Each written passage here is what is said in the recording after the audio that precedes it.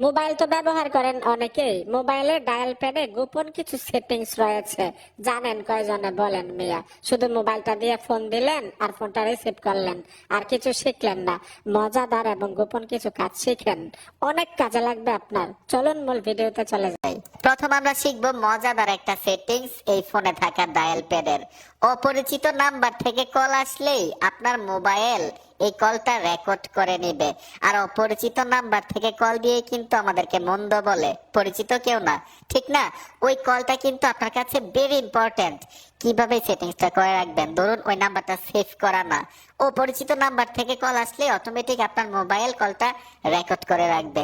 এই সেটিংসটা করার জন্য সোজা কি করবেন, আপনি ফোন থেকে ডায়াল প্যাডে চলে আসবেন। আসার পরে উপর থেকে 3 ডট অপশন পাবেন, এই 3 ডট অপশনে ট্যাপ দিবেন, সেটিংসে চলে আসবেন। এইখানে লেখা আছে কল রেকর্ডিং, এই কল রেকর্ডিং অপশনে ট্যাপ দিবেন। ট্যাপ দেওয়ার সাথে সাথে এখানে দেখুন automatic record unknown numbers, just এইখান থেকে এই অপশনটা অন করে দিবেন। অন করে দেওয়ার সাথে সাথে এখন অপরিচিত কেউ কল দিলে ওই নাম্বারের কলটা রেকর্ড করে রাখবে আপনার মোবাইল নিজেই। এখানে কিন্তু আরেকটা মজাদার সেটিংস রয়েছে, অটোমেটিক রেকর্ড নাম্বারস।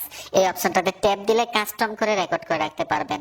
ধরুন আপনি সেভ করে রেখেছেন কিছু নাম্বার, আপনি চাচ্ছেন না সকলের কল রেকর্ড করার জন্য, কিছু কিছু সেভ নাম্বারের কল রেকর্ড করবেন। কাস্টমে টাচ করার সাথে সাথেই কন্টাক্ট নাম্বার গুলো চলে আসবে, ওইখান থেকেও কিন্তু সিলেক্ট করে এই অপশনটা অন করে রাখলে ওই নাম্বার থেকে কল আসলেই কলটা রেকর্ড হয়ে যাবে।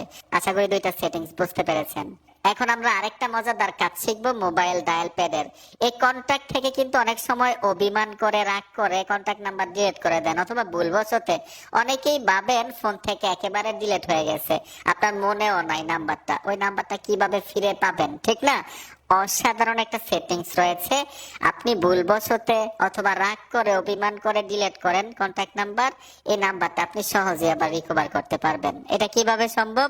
আপনি কন্টাক্ট অ্যাপ্লিকেশনে চলে আসবেন। কন্টাক্টে আসার সাথে সাথে এখানে দেখুন 3টা অপশন থাকে নিচে, ঠিক আছে? তৃতীয় অপশনটার উপরে ট্যাপ দিয়ে দিবেন। ট্যাপ দেওয়ার সাথে সাথে এখানে দেখুন বিন লেখা আছে, আপনার ক্ষেত্রে ট্রাস্ট লেখা থাকতে পারে, ট্রাস্ট বিন লেখা থাকতে পারে। জাস্ট এই অপশনটার উপরে ট্যাপ দিবেন। আপনার ফোন থেকে যতগুলো কন্টাক্ট নাম্বার ডিলিট করেছেন সেভ করা এইখানে থাকবে, ঠিক আছে? এখান থেকে সংগ্রহ করতে পারবেন, খুব সহজেই রিকভার করতে পারবেন।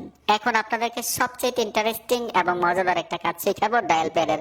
অনেক সময় কিন্তু মোবাইল দূরে থাকে, আপনি একটা কাজে ধরুন খুবই ইম্পর্টেন্ট একটা কাজ করতেছেন, হঠাৎ মোবাইলে কল আসলো, দৌড়াইয়া যাইয়া দেখেন অফিস থেকে কল আসলো, মেজাজটা গরম লাগে, ঠিক না?